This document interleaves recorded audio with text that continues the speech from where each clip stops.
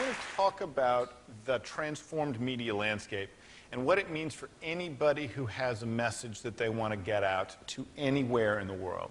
And I want to illustrate that by telling a couple of stories about that transformation. I'll start here. Last November, there was a presidential election. You probably read something about it in the papers. And there was some concern that in some parts of the country there might be voter suppression. And so a plan came up to video the vote. And the idea was that individual citizens with phones capable of taking photos or making video would document their polling places on the lookout for any kind of voter suppression techniques and would upload this to a central place, and that this would operate as a kind of citizen observation, that citizens would not be there just to cast individual votes, but also to help ensure the sanctity of the vote overall. Right? So this is a pattern that assumes we're all in this together. What matters here isn't technical capital, it's social capital. These tools don't get socially interesting until they get technologically boring.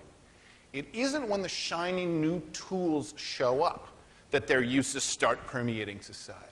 It's when everybody is able to take them for granted.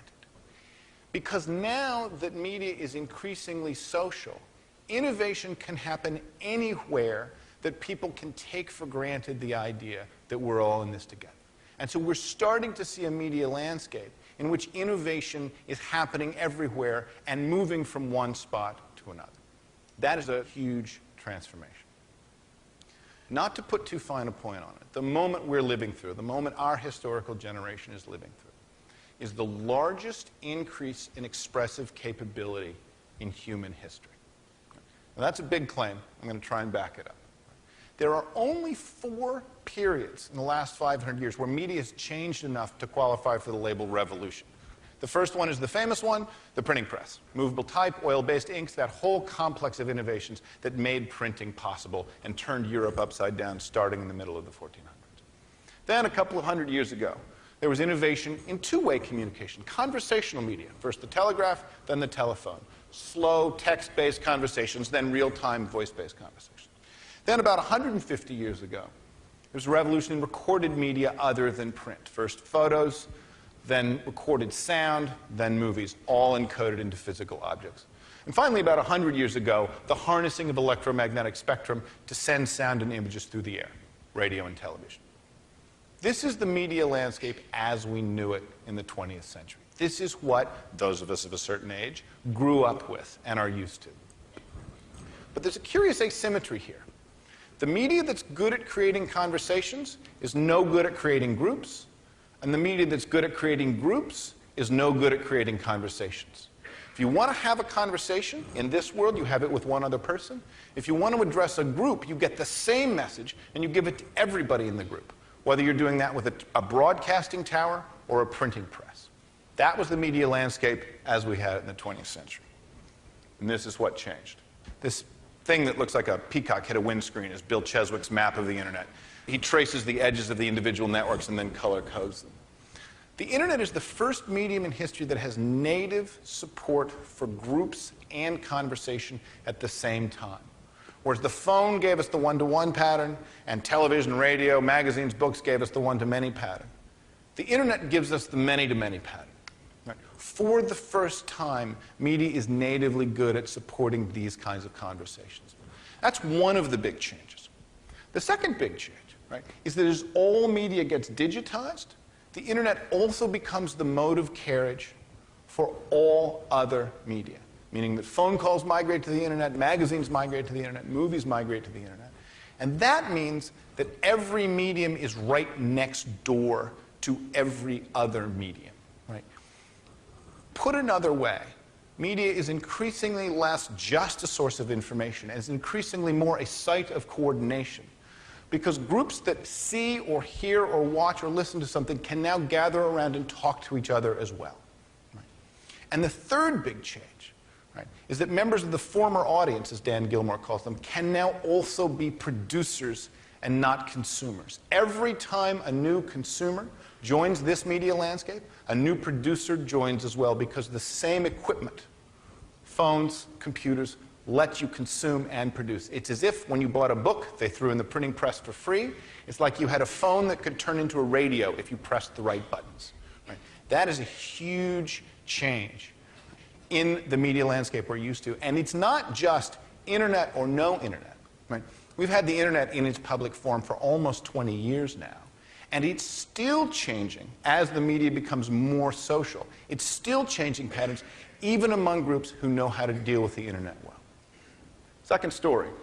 Last May, China in the Sichuan province had a terrible earthquake, 7.9 magnitude, massive destruction in a wide area, as the Richter scale has it. And the earthquake was reported as it was happening. Right? People were texting from their phones. They were taking photos of buildings. They were taking videos of buildings shaking. They were uploading it to QQ, China's largest internet service. They were Twittering it. Right? And so as the quake was happening, the news was reported. And because of the social connections, right, Chinese students coming elsewhere and going to school, or businesses in the rest of the world opening offices in China, right, there were people listening all over the world hearing this news. The BBC got their first wind of the Chinese quake from Twitter. Twitter announced the existence of the quake several minutes before the U.S. Geological Survey had anything up online for anybody to view. The last time China had a quake of that magnitude, it took them 3 months to admit that it had happened. Right? Now, they might have liked to have done that here, rather than seeing these pictures go up online. But they weren't given that choice, because their own citizens beat them to the punch. Even the government learned of the earthquake from their own citizens, rather than from the Xinhua news agency.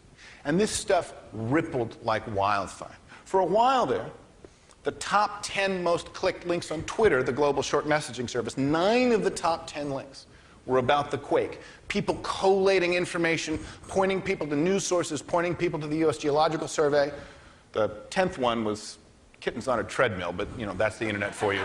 But 9 of the 10 in those first hours, and within half a day, donation sites were up and donations were pouring in from all around the world. This is an incredible, coordinated global response. And the Chinese, then in one of their periods of media openness, decided that they were going to let it go, that they were going to let this citizen reporting flower.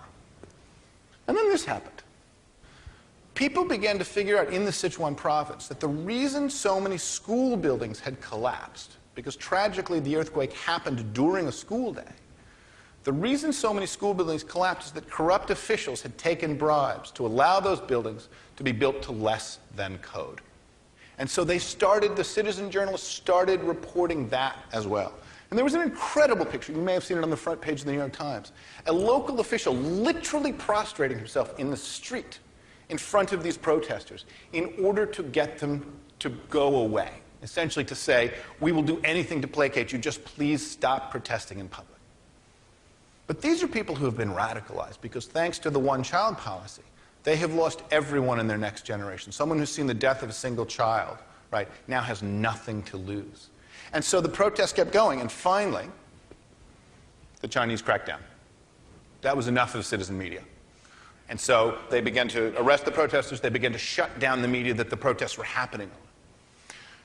China is probably the most successful manager of internet censorship in the world, using something that's widely described as the Great Firewall of China. And the Great Firewall of China is a set of observation points that assume that media is produced by professionals. It mostly comes in from the outside world. Right? It comes in relatively sparse chunks, and it comes in relatively slowly. And because of those 4 characteristics, they are able to filter it as it comes into the country. But like the Maginot Line, the Great Firewall of China was facing in the wrong direction for this challenge. Because not one of those 4 things was true in this environment. Right? The media was produced locally, it was produced by amateurs, it was produced quickly, and it was produced at such an incredible abundance that there was no way to filter it as it appeared. And so now, the Chinese government, who for a dozen years has quite successfully filtered the web, is now in the position of having to decide whether to allow or shut down entire services. Right? Because the transformation to amateur media is so enormous that they can't deal with it any other way. And in fact, that is happening this week. On the 20th anniversary of Tiananmen, they just 2 days ago announced that they were simply shutting down access to Twitter because there was no way to filter it other than that. They had to turn the spigot entirely off. Now, these changes don't just affect people who want to censor messages. They also affect people who want to send messages. Right? Because this is really a transformation in the ecosystem as a whole, not just a particular strategy. The classic media problem from the 20th century is, how does an organization have a message that they want to get out to a group of people distributed at the edges of the network? And here's the 20th century answer.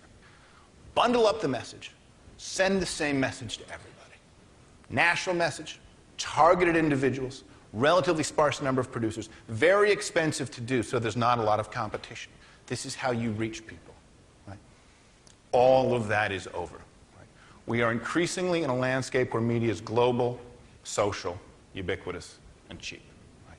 Now, most organizations that are trying to send messages to the outside world, to the distributed collection of the audience, are now used to this change. The audience can talk back.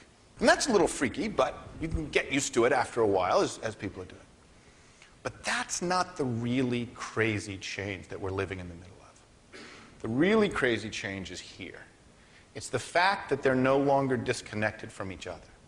The fact that former consumers are now producers. The fact that the audience can talk directly to one another.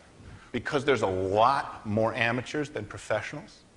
And because the size of the network, the complexity of the network, is actually the square of the number of participants. Meaning that the network, when it grows large, grows very, very large. As recently as last decade, most of the media that was available for public consumption was produced by professionals. Those days are over, never to return. Right? It is the green lines now that are the source of the freak out. Which brings me to my last story. We saw some of the most imaginative use of social media during the Obama campaign. And I don't mean most imaginative use in politics. I mean most imaginative use ever. And one of the things Obama did, the Obama campaign did, was they famously put up mybarackobama.com, mybo.com. And millions of citizens rushed in to participate and to try and figure out how to help. Right? And incredible conversations sprung up there. Right? And then, this time last year, Obama announced that he was going to change his vote on FISA, the Foreign Intelligence Surveillance Act.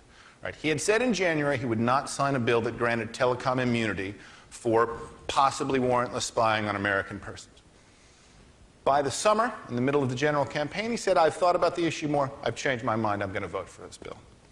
And many of his own supporters, on his own site, went very publicly berserk.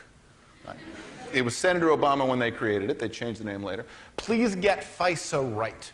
Within days of this group being created, it was the fastest growing group on mybo.com. Within weeks of its being created, it was the largest group.